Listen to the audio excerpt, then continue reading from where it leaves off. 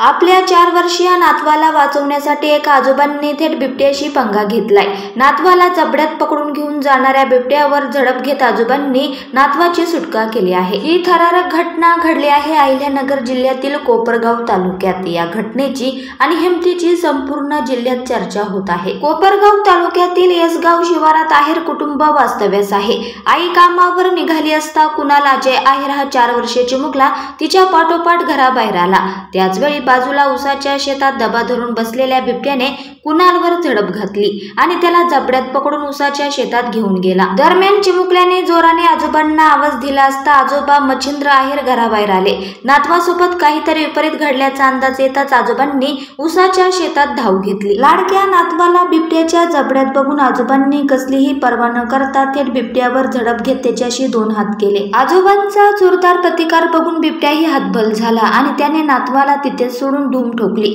जखमी झालेल्या चिमुकल्या कुणालवर रुग्णालयात उपचार सुरू असून आजोबांच्या धाडसाचे सर्वत्र कौतुक होत आहे।